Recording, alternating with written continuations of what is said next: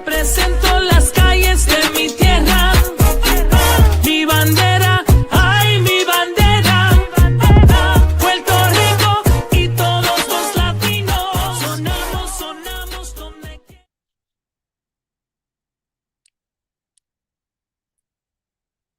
What's up, everyone? Welcome here to the Sports Jedi Network, Heel of the Ring podcast, voices, Latino voices in wrestling. Also with our female of the channel, the one and only, the voice of the Sports Jedi Network and the Heel of the Ring, Miss Canary. What's up, Canary? Great to have you back on with us, man. Hello. It's good to be back.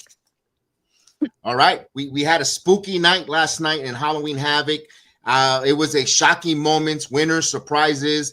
We're going to start this and we're going to ask this question to everybody watching with us. Was it a trick or a treat? And we're going to break it all down on this review here. Don't forget, we are sponsored tonight by Dude Wipes. Dude Wipes and the Sports Jedi Network. We're wiping out the competition and keeping every asshole clean, one ass at a time. So what's going on? Let's get right into it. Canary, this is a thing for the heart. We have a great opening here with video package, vignettes, the history of Halloween Havoc, going back to the WCW day. One thing that I missed was the spin the wheel, make the deal. They didn't do it this year.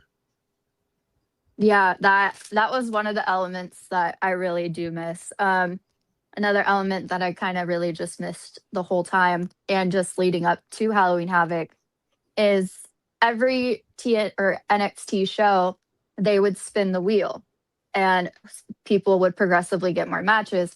And I feel like that kind of built it up.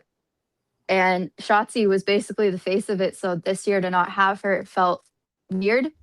But all in all, it was still good. Yeah, no Shotzi, no Scarlett Bordeaux either, because Scarlett, if it wasn't Shotzi, when you associate Halloween Havoc, those two ladies were kind of the face of it. But the spin the wheel, make the deal has been going on before they were around. It goes back to the 80s or late 80s, early 90s with the WCW Halloween Havoc pay-per-view. So it wasn't really, they became the modern day face of Halloween Havoc with the spin the wheel, but I would have liked them to continue that progressively. They could have had Ava, along with Santino, dressed up kind of funny. It would have been a cute little thing there, but they chose not to go with it. But it still wasn't going to hamper the festivities out in Prescott, Arizona. We're going to go into the very first matchup. It was a cross-promotion matchup with your TNA and AAA and WWE. You have the young OG in Javon Evans. I call him the young bruv. This guy is out of this world. With Leon Slater taking on Mr. Iguana and La Porca. This match was fun. Give me, before we break everything down, what's your thoughts of this interpromotional crossovers with TNA, AAA, and NXT? Your thoughts here, almost a year into this. First of all, I think any cross promotion with AAA is always just super fun, super lighthearted, and just like all around a good time. Any cross promotion with TNA, you already know is going to be super good. It's going to be action packed. So to kind of cross both of those together, even though I didn't see the entirety of the match, I did catch snippets of it. From what I saw, it was a really, really good match and super fun. And Javon Evans and Leon Slater are just naturally like comedic people. So to put them with Mr. Iguana and La Parca was even more fun because Mr. Iguana is my favorite. I love him. There was some great spots. First and foremost, to see Javon and Leon Slater, the way they work together on screen, they're showing they're having fun. They're really embracing and showing genuine heart-to-heart fun with wrestling. They look like two little kids are just having, and they look like they're playing with action figures. That's how it comes across on my projection on the camera. Watching it at home, they just look, it's fun, and you're getting invested emotionally because they're making it fun. And I love it. I know I've said the word fun like 4 times already, but that's what it is. I can't put any other adjectives behind it. No, it is super fun. And I think that's the element of wrestling that has been lost, especially within the recent years, is just nobody is really having fun anymore. It's super carbon copy. It's super serious. It's not lighthearted. So I think that's why I appreciate AAA more so than everything else, is because they always keep it fun. Yes, there are some serious elements to it, but you can genuinely tell all of them in AAA genuinely enjoy their job. They love to be there. Like they love to have these matches. Whereas with wrestlers now with other promotions, you can tell that, you know, may not be all rainbows and butterflies like they present it to be. I agree with you. And look, this was a match that had no story. It was a cold match. They came out last Tuesday on NXT and pretty much challenged them. They just set up we knew it was going to be a fun match. And I know people want to get upset with the shenanigans that backfired with Mr. Iguana Layeska off the ropes with the double cutter spot. Listen, it's a one era of a mistake on a cold match. It wasn't going to hurt a storyline. And it wasn't going to help a storyline. If we would have hit it, wow. But we knew going in a cold spot fest match, a fun match, is not going to take away how fun that match and how exciting. The crowd was on their feet. They were excited. They were ecstatic. The cheers, the roar. And after that match, the winner, Javon Evans and Leon Slater. Dion Slater getting another pin on WWE television with his 450 Phoenix Splash, Swanton Splash, gets the win. My point is, they set the tone. I think they go back to behind the curtain and they say, follow that. Your thoughts on the whole crowd reaction and all that? First and foremost, I think the crowd last night was just super fickle with a lot of certain things. But from that match, I could tell, like, everyone kind of, after that, some people were kind of disinterested. Like, if someone doesn't execute something absolutely perfectly, it's like, well, there's no point in cheering them on anymore. They messed up, so might as well end the match, keep it pushing. No, like, still give them your all, still cheer, still do all of that. Don't be fickle about it because someone messed up a move. It wasn't too greatly. To me, it wasn't such a big out of proportion. It was a spot there. But I'll say this though, it kind of shied away the WWE production to watch that other spot that Leon executed on his cutter, because they were afraid that it was something similar that might have been a little off. Listen, these are four men. I believe that's the first time all four men wrestled together in the ring like that, and to give us that match close to over 20 plus minutes of high octane, it wasn't they're going to do a spot where they're going to do the sleeper hold or submission and slow things down to get the crowd back on their feet, to get the clap or blow a comeback. It was just high octane matches. This is what happens when you have that. One thing you got to appreciate, as we're going to review this show all night, it wasn't a copy and paste type of thing. We're not going to see that. We're not going to see the same spots in every match over and over and over. So I kind of appreciate it at that moment, Canary. Yeah. In that sense, yeah. And that's what you have to watch when you watch these shows, okay, this didn't work, this didn't happen. It's not, you don't go running immediately to Twitter and say this was trash because of this mistake. Just let it breathe. Watch what happens along the course of the matches or course of the night in different matches. Now, if you're starting to see a copy and paste with the producers doing the same spots, then you're going to start saying, wait a minute, what's going on here with the shenanigans? So I could appreciate all those four men working, entertaining us, and setting the tone for the night. Follow that, guys. And follow that was, well, before we get to the second match, we had a backstage with Zarya, Soruka, Izzy Dane, and Tatum Paxley. Medically cleared, Soruka, medically uncleared is Soruka to accompany Zarya despite her injuries. Zarya vows to defend the women's North American title in Soul's honor. Izzy Dane and Tatum Paxley interrupt. So funny to see the challenger of tonight's world title interacting with Zarya and Soruka. And of course, Izzy Dane and Tatum Paxley interrupts. Izzy promises Tatum will become NXT Women's Champion, hinting that Zarya won't leave tonight with gold, that she's going to come on, and planting that seed of doubt. I like those little snippets for that NXT gives you backstage. I do too. I like and that. especially for what to come. Yeah. You could tell a lot from that, just from how uneasy Soul looked from the very beginning of everything, to from her walking out to her just looking uneasy the entire time. Like, I think she already knew, like, in the back of her head, she's like, there's no way she's gonna be able to do this. Like, I don't think she's gonna be able to do it. I think she more rested on she didn't have enough faith in her, not in her ability, just her all around. So I think just that reading her face and then watching Zarya just be so confident in that moment talking to Izzy and Tatum, it kind of gave like, well, girl, don't be jinxing yourself here. Like, you haven't had the match yet. You're not in there. Like, don't jinx yourself here. Yes, and I can't wait to break that down. But before we even get to break that women's North American title, we have the men's North American title, which is the Day of the Dead match between All Ego Ethan Page, killing them with a smile, against El Hijo de Dr. Wagner.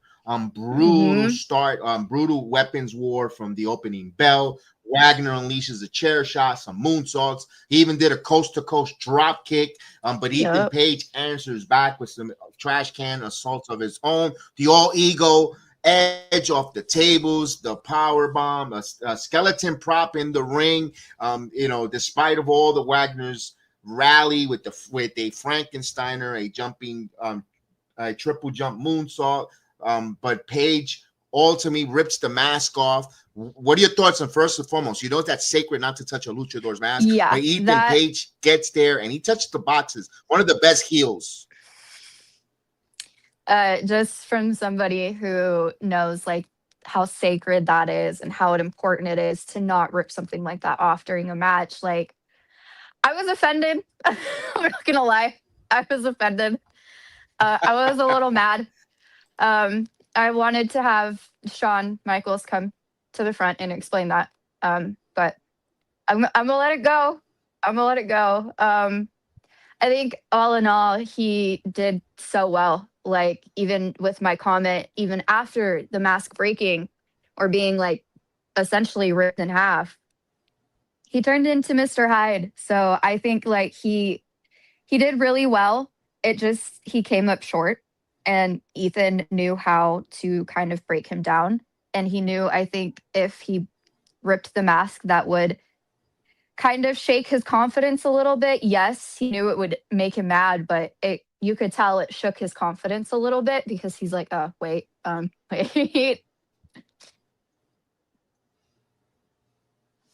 It did shake his confidence, but it made him, like you said, like you mentioned in the chat, it turned him into Mr. Hyde.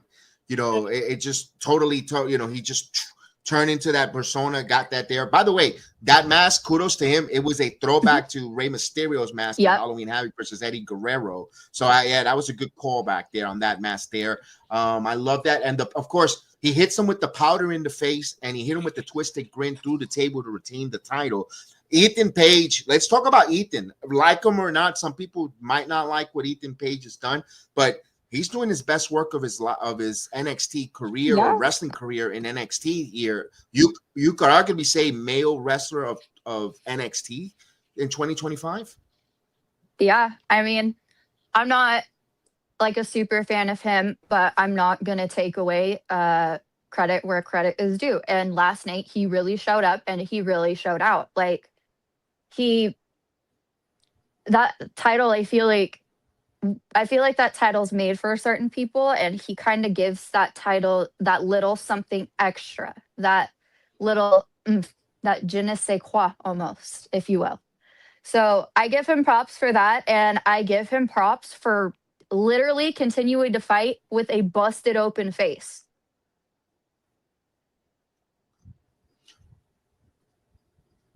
Yeah, there was some leakage there. He got cut. I knew on that his had brow, to have on the table, on the yes, on that stairs, that diamond plated stairs. He got cut open there. He was bleeding throughout the match. Yeah. Let me ask this: before the leakage and the blood, what about that half face paint? I love the face paint job he came out with. The half skeleton, red and white with the Canadian. I loved it. I thought it was amazingly done. Whoever does the makeup for NXT, 12 out of 10 job. You did amazing. Like it was like, I really have no words for how good it was. Like seriously, that face paint was superb. Like, and then you have him busted open eyebrow or face, and that has to sting because it's going inside the cut. You're sweating at the same time.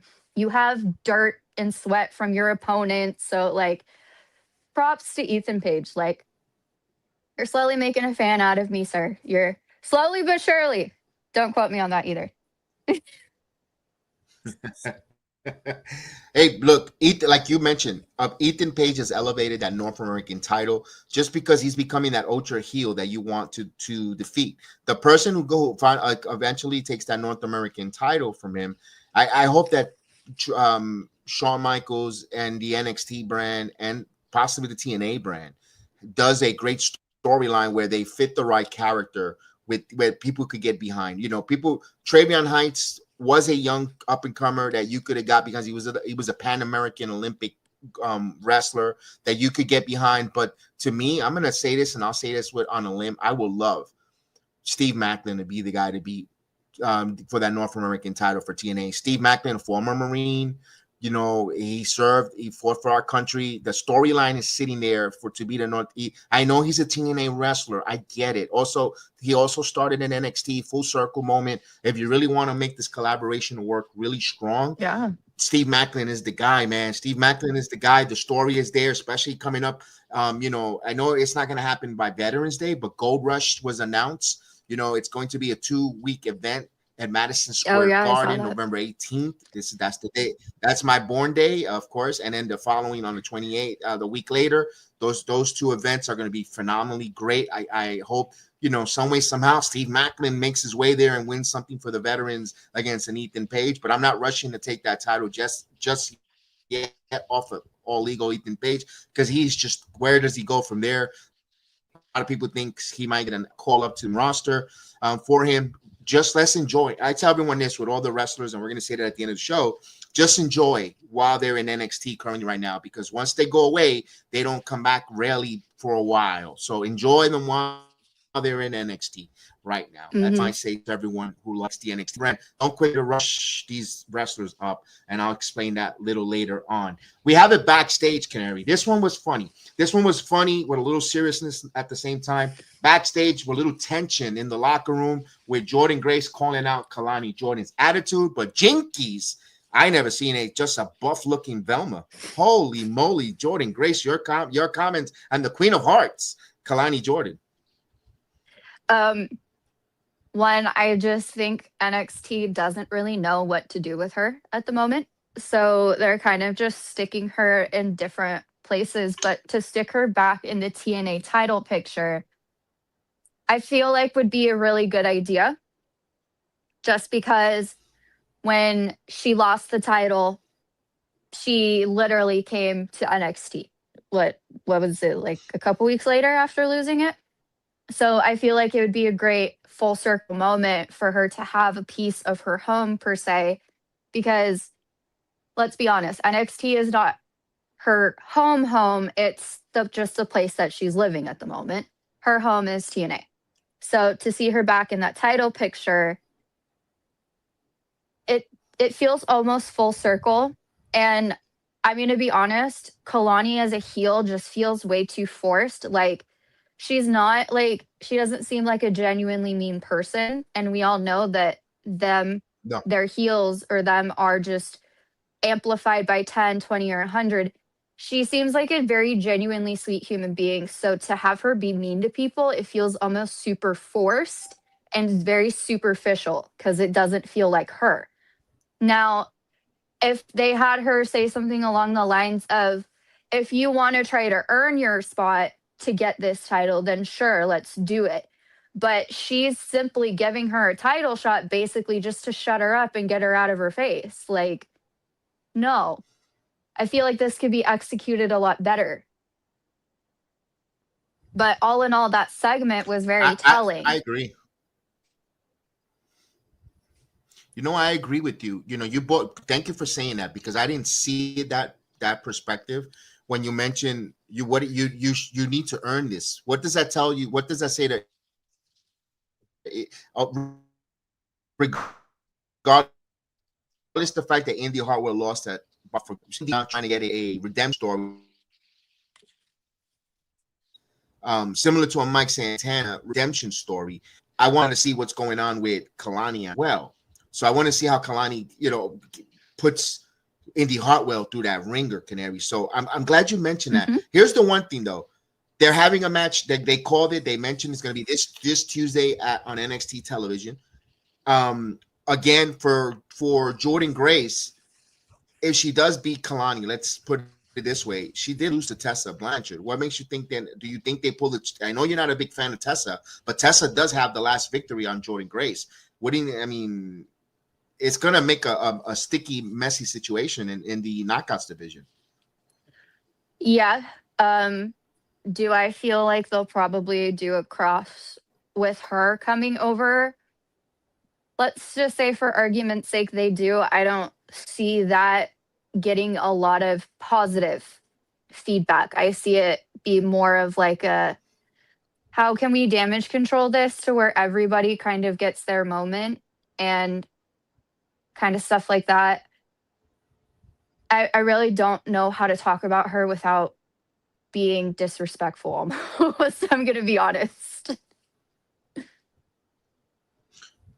I understand. Well, we'll see where that goes because we don't know if that bridge is going to be crossed yet. So we don't want to get ourselves with our panties in our bunches, like they say, without knowing if they're actually going to even cross that road or that bridge. No, it's to be honest with you. But I do want to say this though, to put a little bit of a light, and we're going to take a quick moment break here.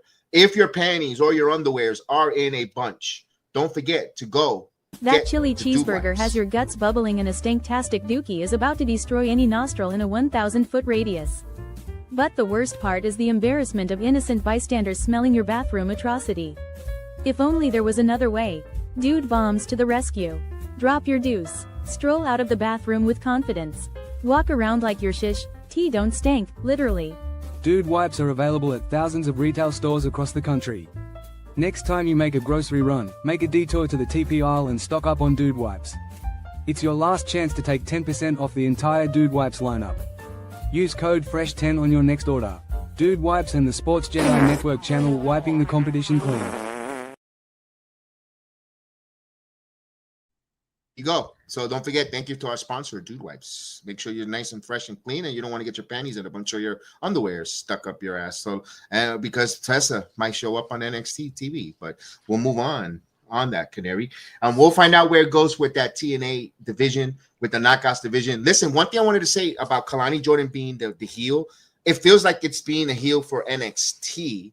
But in TNA, she's so babyface and so respectful to the brand. If you watch her on the last few interactions on TNA television, she's so graceful. She knows the responsibility and the respect for TNA knockouts for her mentor, Ash by Elegance, formerly known as Dana Brooks. She gave her that kiss on her forehead, kind of anointed her. Hey, yes, I'm passing the torch to you when she won that Knockouts division, that title back at Turning Point. And it felt like Kalani has been embracing more the TNA. And she's kind of like, well, NXT, you turned my back. And she has that chip on her shoulder, which she might be a heel on NXT television and the Uber babyface TNA flag bearer on the Impact Zone, which is going to be interesting, kind of a Heckle and Jive kind of persona for Kalani Jordan. I like that she's respecting the fact TNA, because you saw Mike Santana when they did the showdown. Come, I want you to meet. Who we're meeting? Everybody. What he means, the whole locker room, and they embraced her on that showdown battle, which I think she kind of likes being a TNA talent. That's the storyline that I'm getting from Kalani Jordan. I don't know if you agree or disagree, or you see something different. No, I do, because I don't know, TNA kind of gives people a little bit more freedom and kind of their own choice on how to do things. Like, yes, there's a set storyline, but it looks like there's a lot more independence just within that company. And for a super structured place like NXT that is very just here's your script. This is what we're doing, subject to change, but this is pretty much the outline of what we're doing. I think it's kind of cool because it's giving that, like, well, who is she really loyal to? Is she loyal to us, the people that have been here for her since the beginning of her career? Or is she going to go the easy, most successful route and just go with TNA? So it's like, what does she do? Where does she stand? And I have a feeling it's one, like I said last night, a very slow burn story with her. It's going to be slow burn, and then eventually it's going to hit that powder keg of, you need to make a choice. You're either with us or you're against us. And like you said, long-term storytelling. And that's what, when you're doing episodic television, that's what you want. You want a story to get you to tune in, not just at that moment, but the following weeks and weeks to come. And that's what they're doing with Kalani and the Knockouts title. You know, one thing that I always say, I'm going to say this plenty of times, and I say a lot on my watch along. Trick Williams said something that resonate, and it just keeps replaying in my mind over and over. Right before he was going to take on Mike Santana, they cut the promo in the back and Bound for Glory, and he says, I don't care how big is your story in the business right now or how hot it is. I'm best for business. And that always sticks on me in my head. And sometimes a lot what we've seen with the great creative or booking decisions at the moment for storytelling wise, when they want to when they have a crossroad, they go for what's best for business, money and cents. And right now, like it or not, Kalani does make more sense money wise for her to hold the Knockouts title, because let's face it, the Knockouts division in TNA, there's no one ready to take that and be the face. As much as we love Indy Hartwell, she's just getting acclimated to the TNA product and the family and all that. You know, Zaya Brookside, they don't see her as the face of the company for yet, as the top women's division yet. Maggie Lee is not ready yet, although I have a lot of high hopes. And by elegance, Maggie Lee, I think she's a major star, not there yet. And Tessa, we're not even getting it. She's toxic. We can't put her as a face of the Knockouts division, as that heel where all these women are chasing. There's no one there yet, Canary. So you have to keep TNA. You have to keep Kalani, that type of superstar, to be the face for now for TNA. Yeah, I agree. I will always love Kalani and whatever she does. It's just this version of her feels super, I don't know, almost superficial, artificial, if you will. But it was a very telling segment. Yes, the NXT. Okay. Yeah, the NXT version of her is very superficial, it seems like. Can I ask you this? Can I ask you this opinion wise? Do you think it's because NXT says, here's a script and I want you to say this about, when you're here in NXT, and then when she's in TNA, I don't know if it's true or not, they tell them, no, speak from here. Speak, cut your promo naturally. And because it kind of feels more Kalani or, her than in NXT, it feels like Kalani Jordan. It feels, and I don't want to say her government name, but it feels like in TNA she feels like her government name and speaking for her, like respecting the promotion and all that. And then in NXT it feels like she's playing the part of Kalani Jordan, if it makes sense. Yeah, that's what it feels like. It feels like two very different people.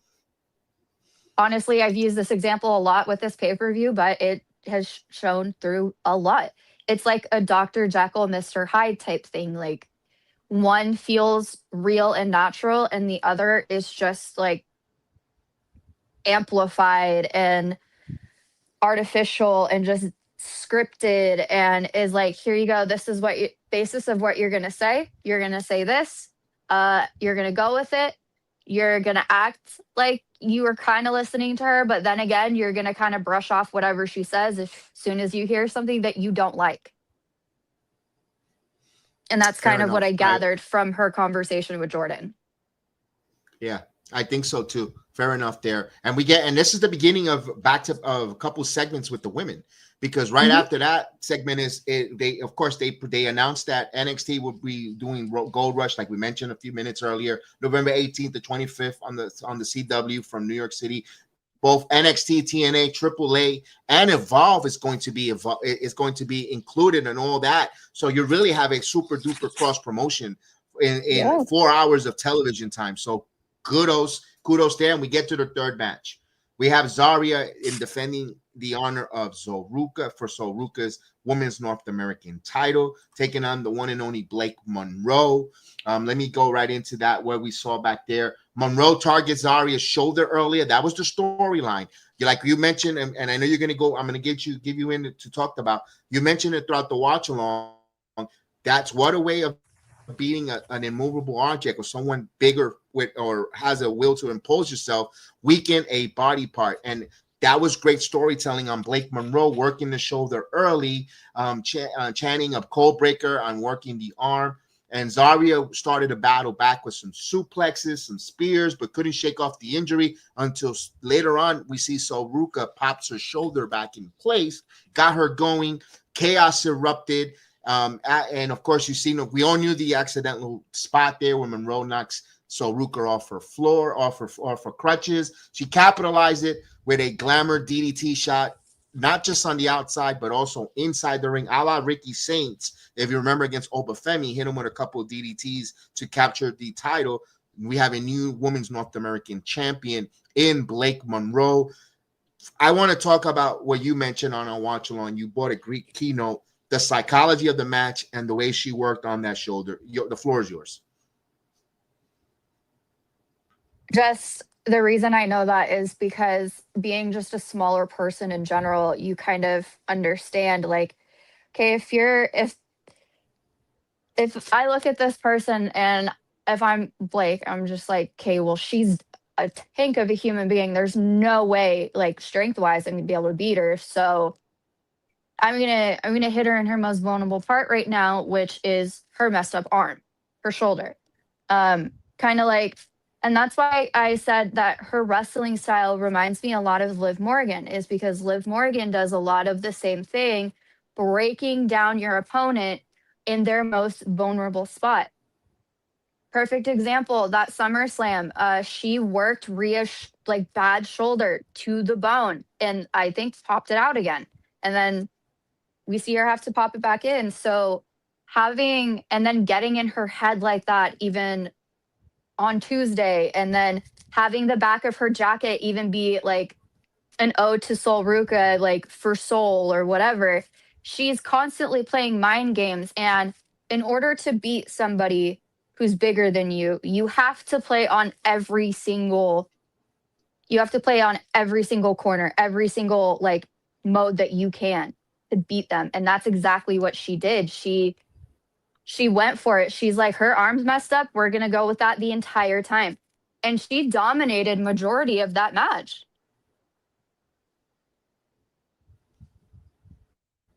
She did. And like you said about that emotional roller coaster that she took us on, that for Blake Monroe disliking her, because like you said, working on those body parts and just taking it to Zarya. And also the emotional part of Zarya, knowing how she's a little bit obsessive with her friend Zoruka. Like you said, those little intricacies with the jacket, getting her to actually defend the title in her honor. You know, she knew that Sol wasn't going to give that title up like that, because you saw Ava, if you look at the promo on Tuesday before the go-home show, she wasn't going. Ava was like, wait a minute, you kind of had 30 days. You didn't really have to. And yes, that snatching of that title, that emotional, you hit it on the spot there.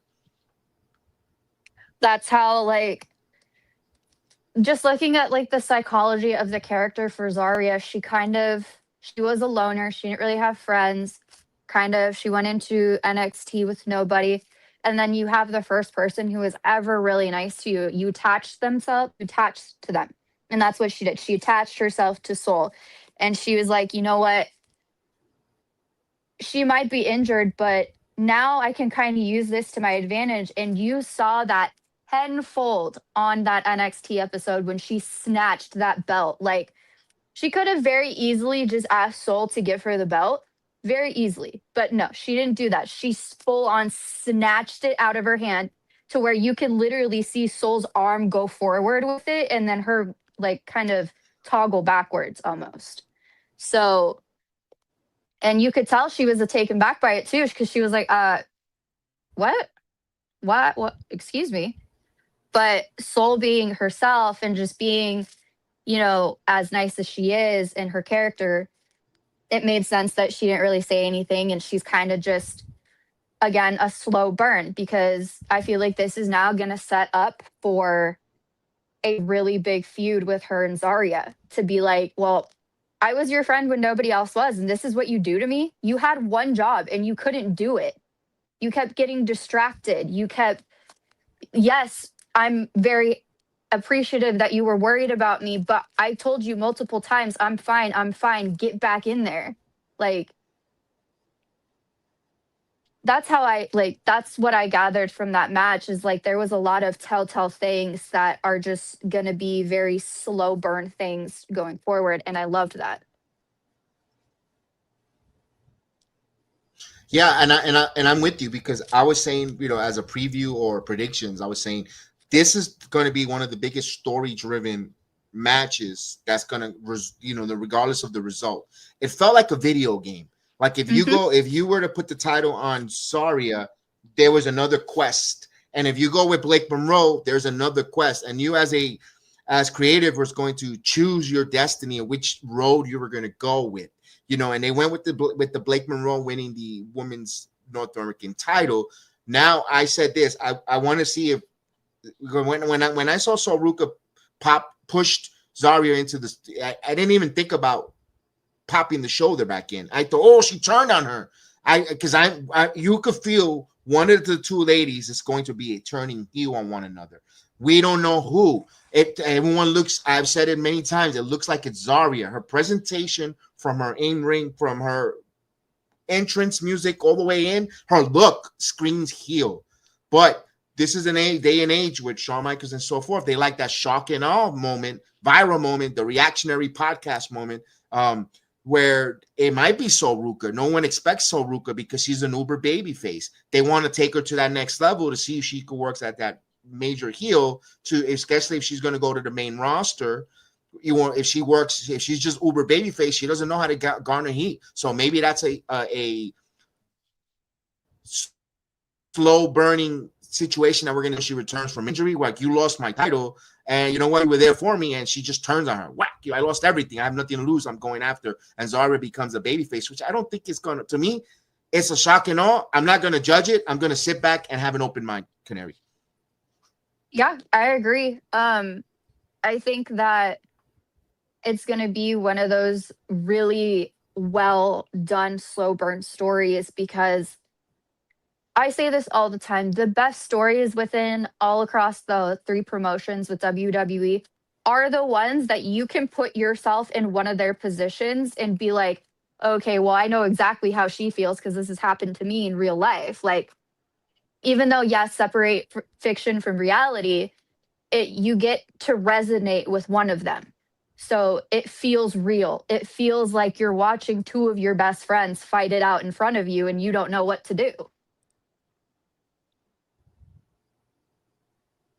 Yeah, I could see that. I could see that's what's the emotional investment part of the storytelling.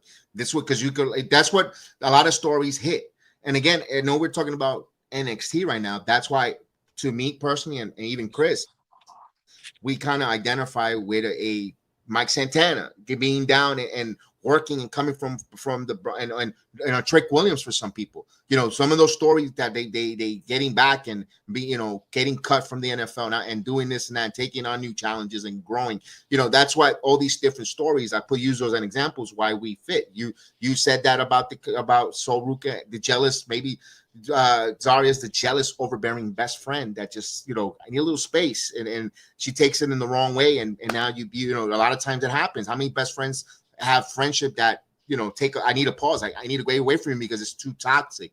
Meanwhile, it was all coming from a good place in love and love and hate, like they say. And maybe, and that's also resonates to some people. I'll be interesting to see where they go. I had this way. I thought if Zarya would have won the North American title, and she was defending it, and then when Soruka wants it back, Zarya is like, no, I'm keeping. She's become so obsessive because she has shown those tendencies. She's not really cares a shit about her friends. She became obsessed to that North American title. I thought they were going to go that route, But either route, like I said, open mind. I can't wait to see what avenue they go. It's like a video game. Which road, which quest they decide to go. I'm all invested.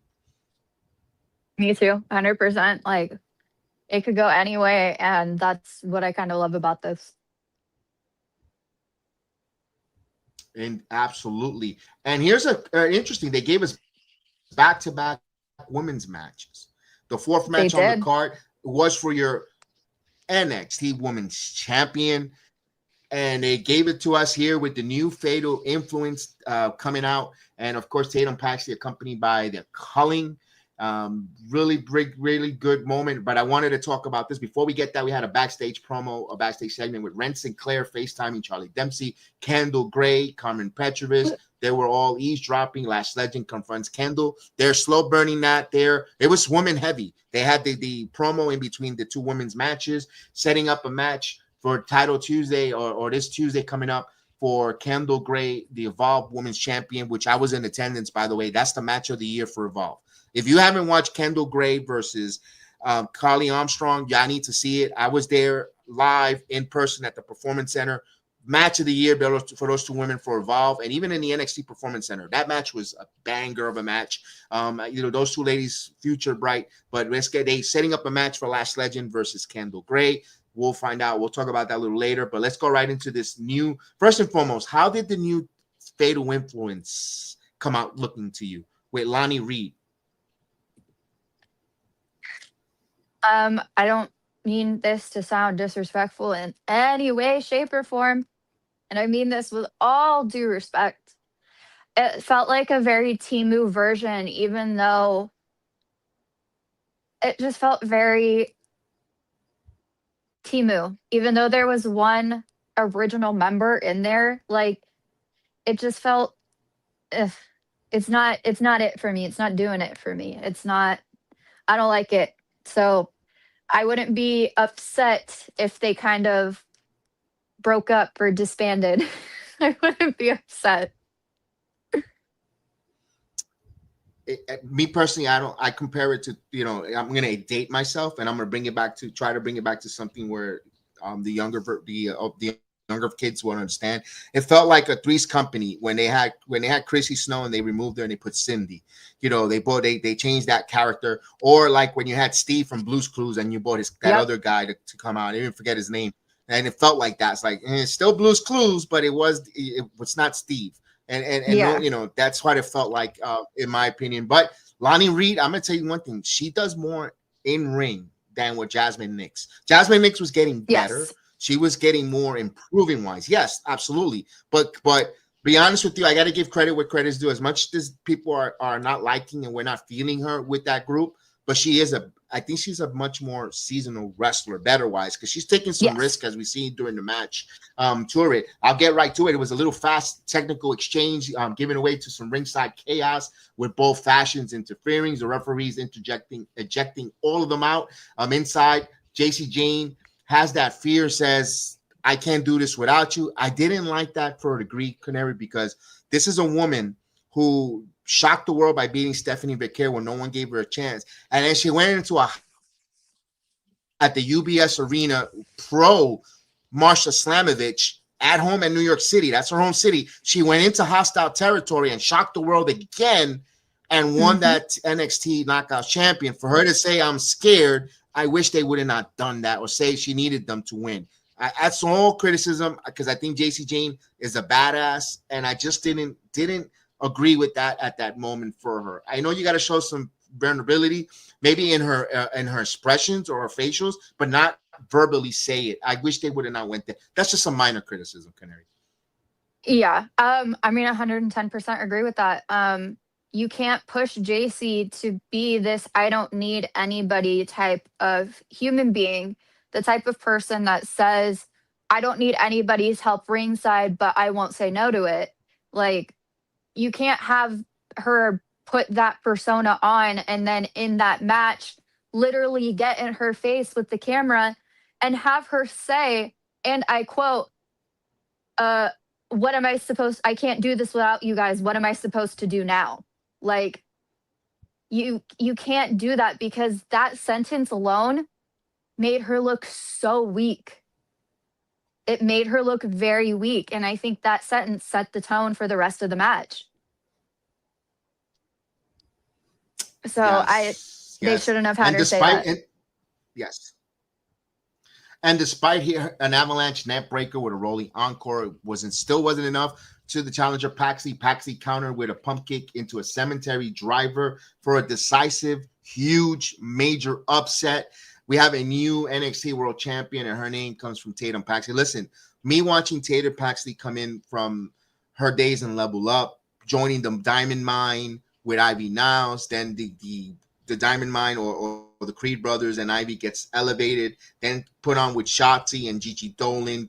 Thought we had Chemical X going on there with the Powerpuff Girls. Didn't work out for her, but being in the culling, Tatum keeps getting better and better and better. Going to TNA and working a couple of events there, working with those coaches and also in TNA. She saw the improvement in Tatum Paxley, and then the one thing to me that said I think she was kind of ready was when she cut that promo on Tuesday night, the Go Home show. I was like, yeah, she's talking on that microphone. I love JC Jane going and winning those 2 titles, but I'm so proud of Tatum Paxley because I got to see with my own eyes her own development, her own growth as a wrestler. And that's what NXT is supposed to be, developmental. Some people might take 30, 60 days, 90 days, a year, 2 years. At the end of the day, as long as they get to the end game of developing into a WWE superstar, bravo, Tatum Paxley, you arrived, and congratulations on winning that NXT Women's Championship. Bravo, young lady, great work. I'm so proud of both ladies. They put on a hell of a match. They really did. I give both of them props like that. They gave it their all in that match, which is why I really wish whoever writes the scripts for these things didn't write that. I really wish that they didn't have her say that. A couple of things that was very telling in that match to me, which I feel like is setting up, is I went back and watched this to make sure I was absolutely sure at least 6 times now. And I was right. So the 2, Sean and his tag team partner, they were running out to stop Izzy. I went back and watched that when they cut that, because what you couldn't see is Izzy was blocked by the cameraman. She was walking right in front of the cameraman, so that when the cameraman cut around, you couldn't see her from the angle that they shot the 2 boys coming out of. As the 2 boys are coming out, you can see them yelling at somebody. They're yelling at Izzy. So what we thought last night of she was probably going to hit JC. No, she was going to hit Tatum. She was ready to hit Tatum with that belt square in the face. But you saw Tatum dive, baseball dive, completely out of the way. And what really sold that for me was Izzy was full sprint running at her. But as soon as Tatum dove to the ground, she stopped. She was trying to stop her feet from hitting JC, but ended up hitting JC anyways. So that look of shock was oh, I can't be upset. I have to make it look like I was meant to do this. And then having Sean to have to physically tell Izzy to get in the ring, that was very, very telling for me. That was super telling. So something's a brewing here. Something's a brewing. Let me ask you this. If I were to tell you, Canary, I'm going to give you the creative pencil right now. How do you do this? Do you do it like a Batista celebration where they're celebrating and they boot Izzy out instead of Tatum? Where you're thinking, oh, they're going to do the Batista, but they're going to get Tatum is going to get it. But no, it's the culling getting rid of Izzy. Or do you do it where the intentions is that JC wants a rematch at Gold Rush? They get the rematch at Gold Rush, and then we find out the real intentions of Izzy Dane, turning on Tatum Paxley. If you add the creative pencil, because then that's telling me that JC's retaining her title back because of Izzy's interference. So interesting. I'm not here to say I want to see the title being hot potato. I don't. I kind of want to see Tatum get an opportunity to defend and have a little bit of at least a 60-day run or more. I don't want her to be, transitional. I'm not looking to get a title to take it back or move it along. If they gave her the title, I kind of want to see them show us what Tatum could do as a world champion with the crowd reaction and the eyeballs and so forth, and as working from a championship point of view. So I'm a little torn, but with either way, there's storylines there, whichever way they want to go. I feel like to make a really good story out of this, it could go one of two ways. There could be two stories coming from this, or one. It could be that the calling does pull a Batista and kick Izzy out, because you've been in the group for how long now? You haven't improved once. You haven't won a title shot. You haven't won a title. Like, Tatum's been here less time than you, and she's still won. Like, she's been in the group less time than you have, improved far more than you have. She proved that she is for the calling. Izzy has proved time and time.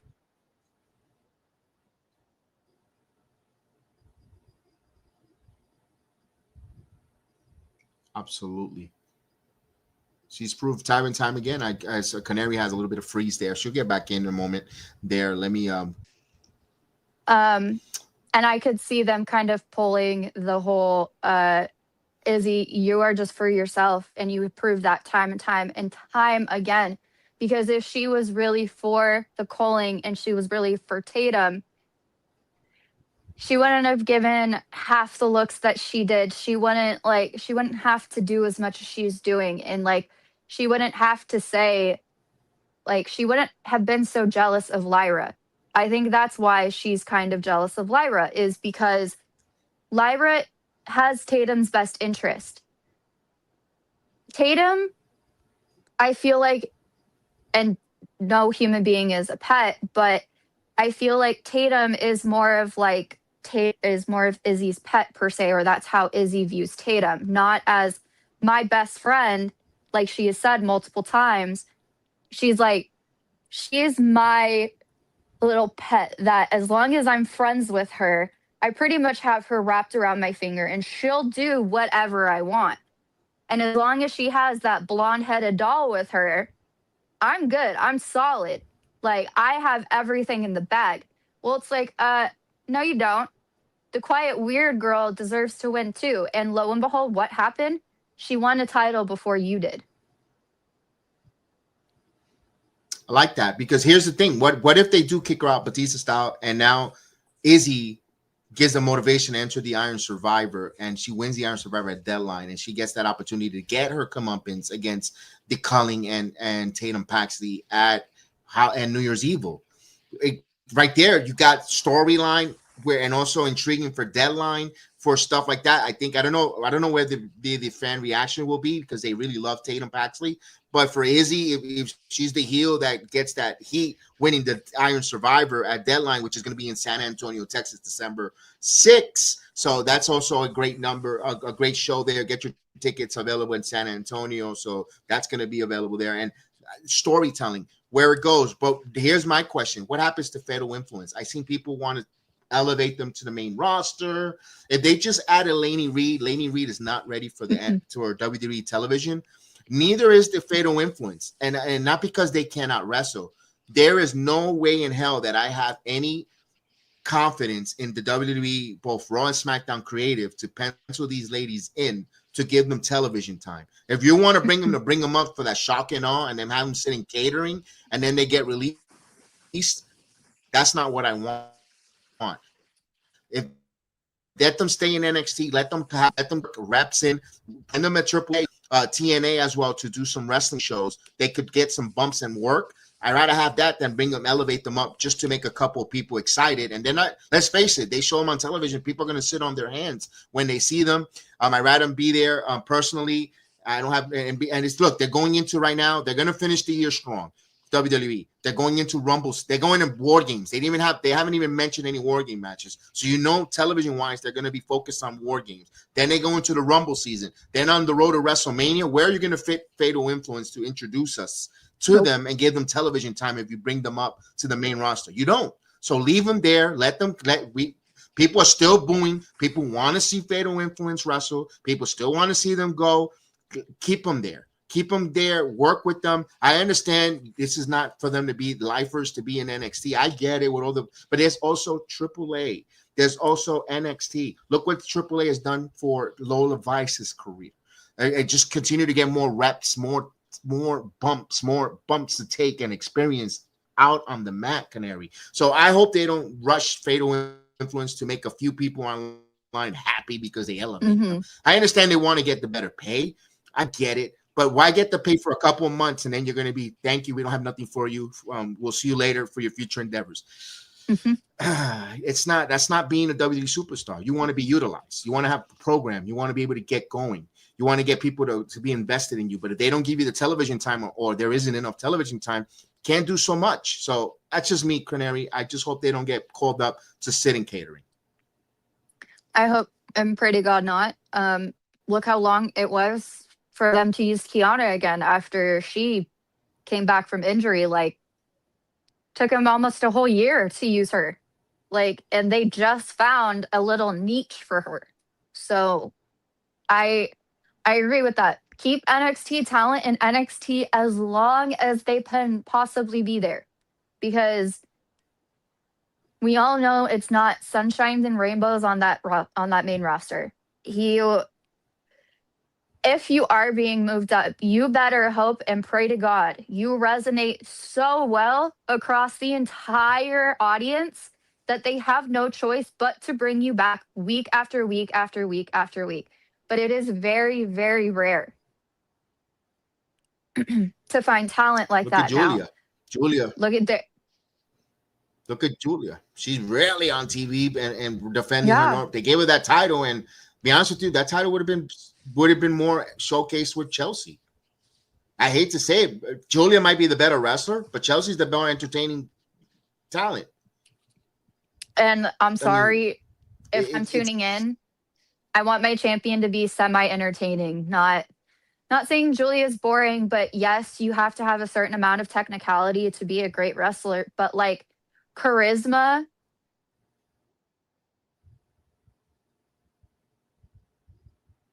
It's big. It's key. Charisma is super key. It's a very important in the world of wrestling. Yeah. So you gotta have like a certain amount of charisma. Yeah, I agree with you on that. And hopefully Julia gets a better opportunity with Kiana speaking at mouthpiece.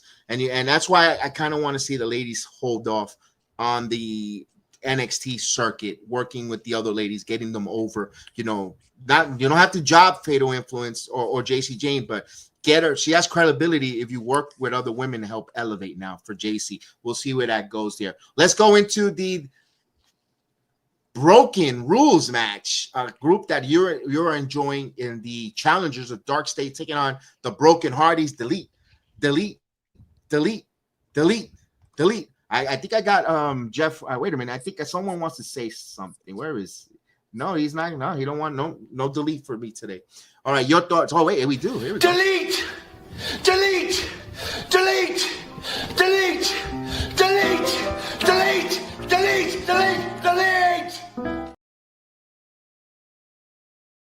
All right, we got the Hardys, Broken Hardys. This match was basically 4-on-2. But you know what? They chose the stipulation. They have to eat it. I was surprised that we didn't get no Leon or Javon, but they explained it later on. Your thoughts, Dark State becoming a 2-time tag team champions, the table spots. I'm going to give you the floor is yours. Talk to me about that match. The table spots, one, I feel like Jeff, or I get the two mixed up all the time. Jeff's the one with the face paint. Jeff took too long to jump off the ladder, so you saw Osiris literally roll off of it.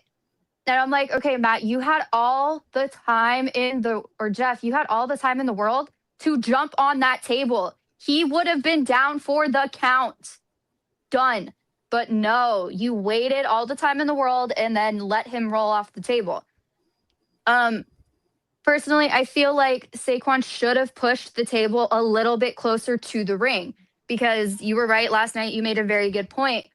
It's not about a botch. It's about him actually possibly hurting his partner. like his tag team partner. Like he very well could have like busted an ankle or like sprained it, fractured it, anything. Like he's a big dude, and that's a lot of weight coming down on that table. Yeah, I was hot on that one. I got really angry at Shaquan because all you had to do was make sure you put, it was 2 tables, and you telling me you set up both tables wrong. Even if you would have put one right butt against the apron, you still had the buffer of the second table where Osiris Griffin would have just probably maybe would have hit his tailbone or his butt on the table instead of this ankles. That big man shatters an ankle.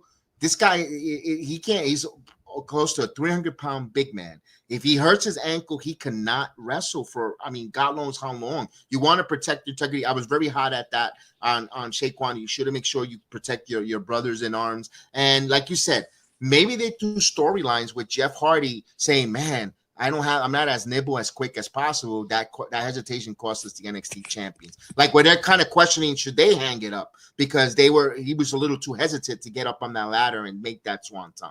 You know, so maybe they could play into the storylines for the Hardys doubting themselves a little. And then that's when they get onto that. Maybe we hang it up if we one last ride type of deal for the Hardys going forward. You know, maybe the Nemets take the title from them soon, and then they want that one last ride, or you know, if they can't, or once whoever beats us, we're gonna hang it up, and they could go on like a Mickey James / rodeo type of deal for the Hardys. I don't know. I'm just spitballing going forward, but all in all, you got to give Stark State, like them or not, they're 2 times NXT tag team champions. You got to give them their flowers, like you say all the time, whether you like them or not. And like I say all the time, you guys, like, continue to watch the product, whether you like them or not. Watch the product, support them, continue to put money in their pocket. You don't got to like them, but you don't got to be fickle about it either. And they were very fickle last night with that match. There was 0 crowd reaction when Osiris and Dion held up those tag team titles. 0. Like you didn't hear, and I'm pretty sure I pointed that out in the chat. Like it was crickets for them. And that made me really sad, because if I were a wrestler and I just won for the 2nd time, whether you like me or not, be respectful. Like clap at least. Damn. You know what? No, Canary. You know what worried me?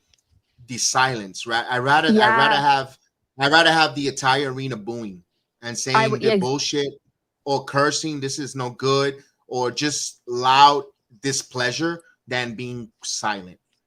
They say that is the most deadly thing in wrestling too.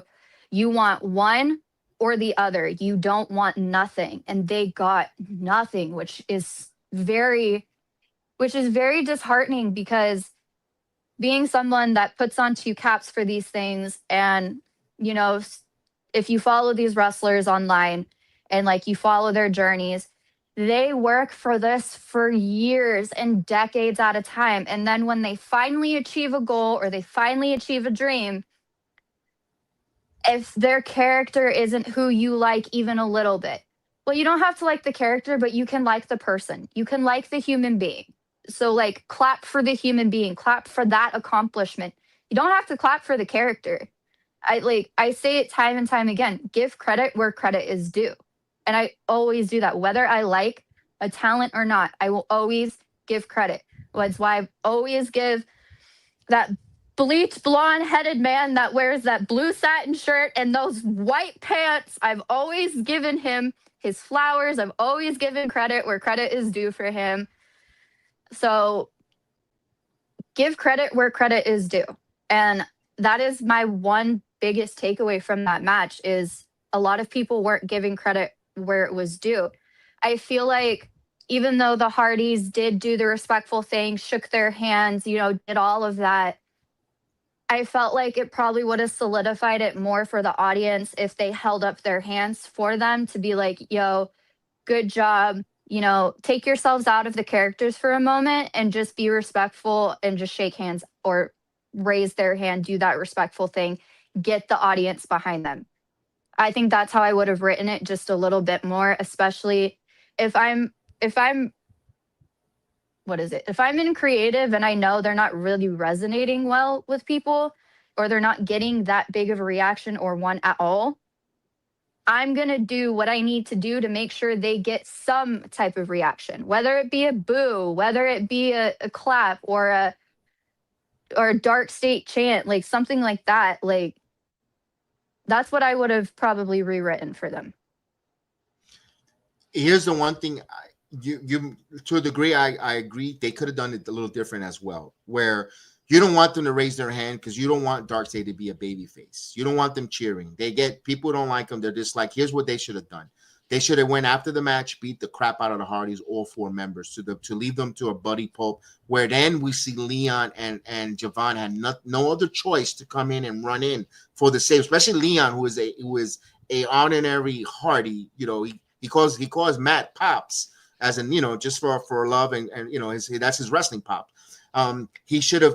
They should have come in, and then you would have built more story. Darkseid just beating the bloody pup out of the Hardys. I know you don't want to disrespect the legends of the Hardy Boys, but if they really wanted to do the job to get these kids over, hearing, they would have heard that they're not getting the reaction. No reaction, period. The Hardys should have said, you know what, obliterate us. And you know, and then hopefully they tell the referee, call Leon and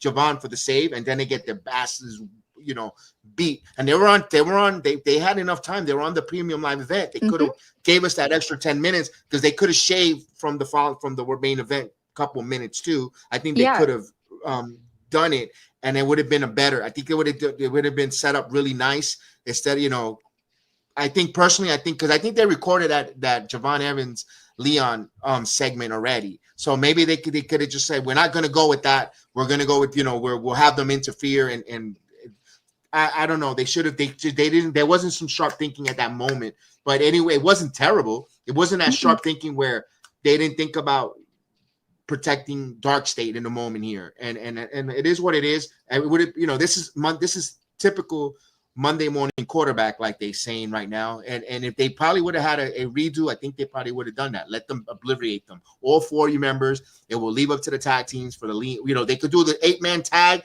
and then the tag team match. You know, we're taking those titles, and then you go, you know, you have something going on, Canary. All right. We're getting ready for the main event. But before the main event, we had a backstage with Ava, the general manager, Evan, Miles Bourne, and Tavian Heights arguing over the shots. They want a shot at Josh Briggs, but Ava books them to face each other on Tuesday. May the best man win. Are you interested in seeing Tavian Heights and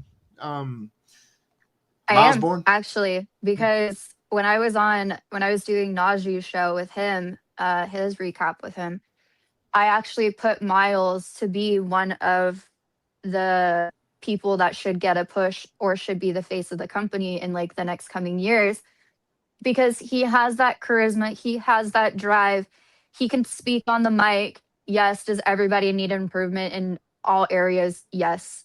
I mean, that's true for any entertainer. But I think this is going to be fun to watch Javon versus Miles. Tavion. Listen, Miles, good-looking young man, handsome man, could be a face of the company. The way he dresses in those suits, Tavion as well, both of those men. Personally, I would have loved them to be a tag team, to win tag team gold, and then go from there. But it is what it is. They also have to build up new men's star. And if that's the case, where you kind of seeing which way they go with either Tavion or Miles, I'm all for it. Let's guy up, opportunity there. Miles getting that nod to represent Team TNA, NXT versus TNA, NXT Showdown was like, wow, that was a nice tap on the shoulder for Bourne, even though it was the first one eliminated, but it still was a good honor to be part of Team NXT. So good job on there. Want to see that match going on. Let's go right into the main event. Something your current champion Ricky Saints taking on Trick Williams, who's trying to be a 3-time NXT champion. It was a heated brawl from bell to bell. Tricks dominate the match early with some slams, some blockbuster. Hit him with a blockbuster before Saints mounts a wonderful comeback with a wonderful Samoan drop, rebound, lariat, crossface attempt. Trick Williams hitting the bookend or the rock bottom or the uranagi, whatever you like to call it, throughout the announce table, and a trick shot or two. Saints surviving, countering with a pop-up bookend into a deep arm drag that delivered into the Rochambeau, the revolutionary DDT to retain. Kind of a little bit of a carbon copy we saw with Obafemi getting the DDT to get the victory over the big guy. He mounted the comeback, but I know you mentioned something that I want you to touch base was the lack of selling. I understand he's your NXT World Champion, but Ricky Saints gotta sell just a touch more. I don't know, it's because he got his ass kicked throughout the whole match, and then at the end, you showed us that you struggled throughout the match, and then at the end, when you're fatigued and exhausted, you didn't no sell. So I had a little bit of a disconnect in the psychology in Ricky Saints' Canary. That was probably something that irritated the absolute hell out of me watching that match. Is you have Trick Williams, not saying Ricky doesn't give his all in a match, not saying he didn't give his all yesterday, because he did. But when you have someone that's literally firing full throttle on all cylinders like Trick, who is selling every single one of your moves, whether it was properly executed or not, then you have Ricky who gets put. This is what irritated the absolute fuck out of me. You got put through a table, literally put through a table, and you stood up and ran back in the ring like nothing happened to you. Like, if that actually happened to you on an actual table, you wouldn't be moving. And then I think it was from the DDT or one of the standing moves that Trick gave him. He stood up like it was completely fine too. I was like, that's what really kind of put me off of the main event with Ricky. Is I love his character and I love that he's champion because he deserves it. But like, I'm going to go with what I said yesterday. It's borderline disrespectful to your opponent. Like, they're selling your move, no problem, but you can't have the common decency to do that same exact thing for them. You're going to sandbag them, basically. Like, no, I hear you. I could see your concern. You know, I again, not that because I had Trick Williams being 3-time NXT champion for what he said, but looking at it, Ricky Saints, I'm all right that Ricky Saints retain. It makes it better for business that he retains for the storyline. But what happens? What's next for Trick Williams? Like, you know, does he go back after his TNA World Title rematch clause against Mike Santana, because he champion does entitle for a rematch, although JCJ never got a rematch clause for her Knockouts title either. Maybe that I don't know why they don't explore those avenues. But what's next for Trick? Maybe he shows up in an open challenge for the United States World Title or for Ilya Dragunov. Trick did beat him for the NXT World Title. You have instant storytelling, but then what does that do to Carmelo Hayes? You know, it opens up another can of worms, because Carmelo is going to get yet again pushed. You know, here's another plate in catering. Now we're going to bring Trick Williams to take more television time where you should be getting it, but that's another conversation for another podcast. But what happens then? And for Ricky Saints, if you're going to have to tighten the screws a little bit in your matches where the selling part, or dominate early as a champion. I know he's the undersized champion, or the undersized champion, not the underdog. He's your champion. You can't count out a champion. He proved it. He beat Obafemi. He's beat two of the biggest obstacles in NXT right now, Obafemi and Trick Williams, back to back. So, you know, he's solidifying himself as a bona fide champion. Does it bring old ego Ethan Page into the mix? You know, he's been killing it lately. What's next for Ricky Saints? What's next for Trick Williams? We're gonna have to tune in, and that's what's great about it, because it left us more questions for what's next in NXT going forward. How do they determine the number one contender? I know you have the Iron Survivor coming up, but meantime, what are we going to do until we get to deadline? Who's going to step up and be a menace to Ricky Saints? Do we do an interpromotional battle with the TNA, the TNA World Champion versus the NXT World Champion? And maybe we get that for Gold Rush in Madison Square Garden, New York City, where my boy Mike Santana's from. And maybe we'll get this done right, where we probably get Mike Santana beating Ricky Saints and becoming a dual champion, unlike they messed up at Slammiversary, and the Brick Bronx Boricua Energy gets both titles. You never know. I get a little excited when I talk Mike Santana. So you gotta forgive me. There you go. That's my champion, man. That's my champion. I gotta get excited for Mike. But Canary, all in all, how did you enjoy this pay-per-view, this premium live event? I give it a 9.5 because it was so entertaining. We talked about the things that needed to be tightened up in screws, or maybe a 9 because I'll give it a 1 point down because we talked about a little bit of the things they should have done different. But but I give this a 9 because on a Saturday night it hit all the boxes for me. Oh yeah. For Saturday night, it was a nice change of pace from horror movies for me. So that was a very nice change of pace. It was nice to watch. I give it a 9.5 just because last night I did give it a 10. So I have to be more true to everything we were talking about. I kind of knocked 5 points off because of how they wrote the Dark State match and just how they made JC look very weak after that one sentence. So that's why I give it a 9.5 now. But all in all, that's still a really good score. That's still an A+ in Canary's book.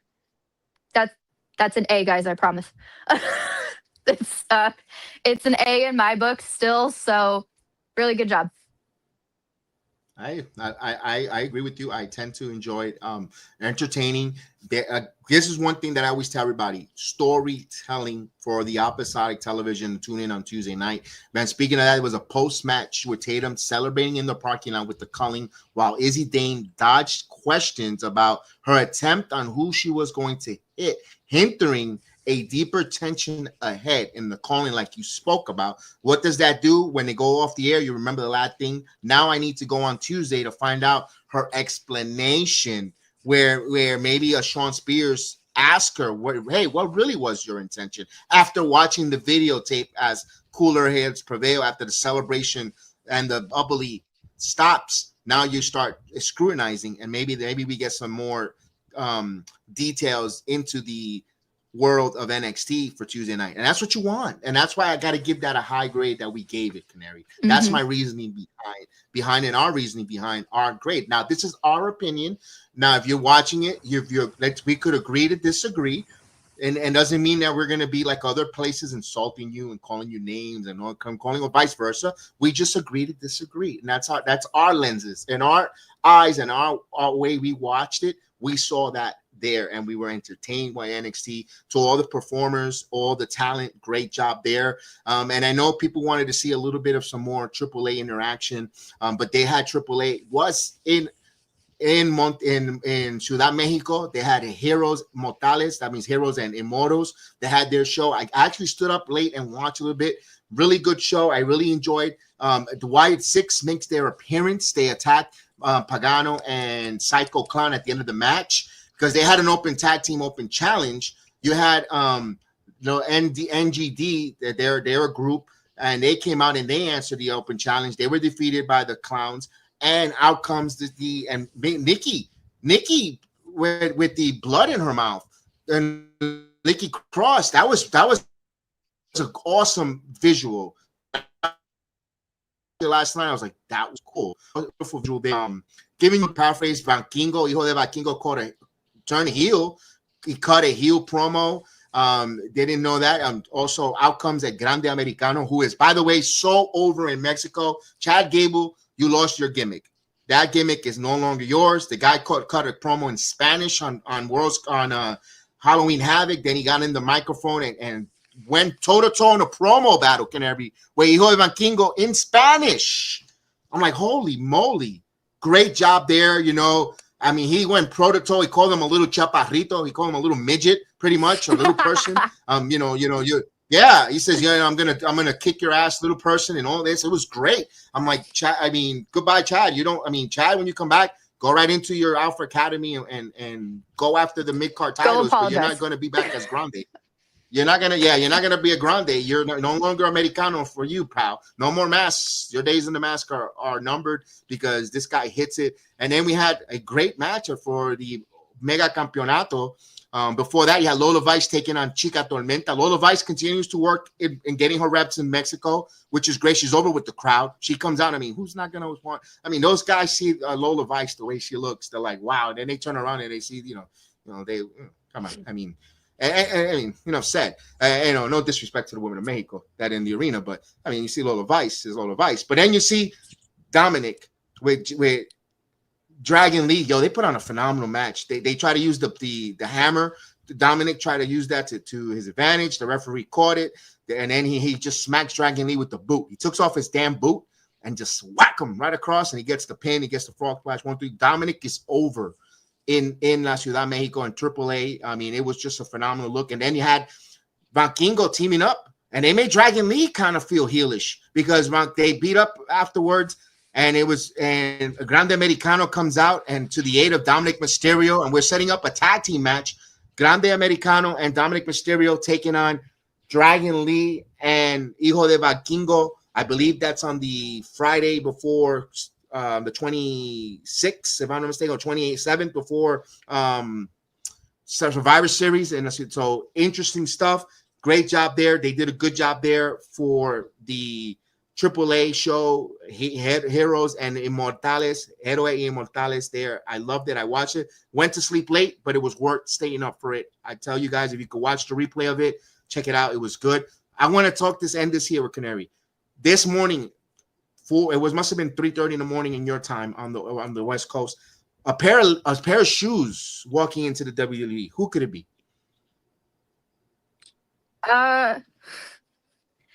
I don't know. This is the first time I'm hearing about it. Like, was this a video or something? Like, I haven't seen this video. Okay, it was a video tweeted out by the WWE account. It was these nice looking guy had a nice he had a nice pair of shoes walking through, dress socks, pants nice and iron with the if you're into dressing and styling, they had we call it in español un filo.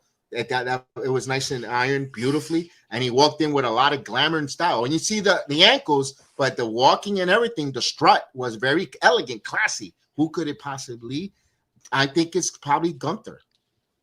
I'm gonna talk off of that. It's probably Gunther because I'm gonna have to look at the video because Gunther walks with kind of like a stride, like he walks with authority. So I'm going to have to look at it. The only other person I can think that wears slacks that can kind of walk like that is The Rock. So it's going to be... The legs were too skinny. The ankles were a little thin. Not toothpicks, but for The Rock type of ankles. I mean. Then it has to be Gunther or... it's got to be Gunther. Because I know for a fact it's not Cody Rhodes. So no, because why would you not show his face? No, so it's probably Gunther because he's been gone a minute. These are the names that are being speculated. Yeah, Gunther, one of those. Santo Escobar, because he's returning back to the company. He also and he's always dressed classy. Returning Andrade El Idolo could be back because he got fired. He's still technically under the no compete, still with the WWE. His return back. I mean, it could be that. Who knows? It could be. That's all I could think of. Those three names right now, out of the top of my head. I don't think it's anyone outside the company signing on to the company. I don't think so. I think it's one of those type of names going forward. We could be swerved and get Giovanni Vinci, but I don't think that's going to happen. I doubt that. I don't think people are like, really, that's the big thing. It could be one of those three names going forward. Interesting enough, because I don't think it's Randy Orton. Randy Orton's not going to wear the shoes to walk in like that because we haven't seen Randy Orton in a long time. Hopefully we'll hear something from Randy Orton in the future, but we'll figure it out. By the way, please hit the like, subscribe. We follow Canary. Hey, it's Canary on her YouTube platform. She is the voice of the Sports Jedi Network here, the female voice of the Sports Jedi Network. And of course, PGA Chris, our partner, Latinos with Wrestling Voices with me, Sports Jedi Kev, Chef Dan as well for the football Giants cutting the giant cutting truth by Chef Dan, who does all the New York Giants call.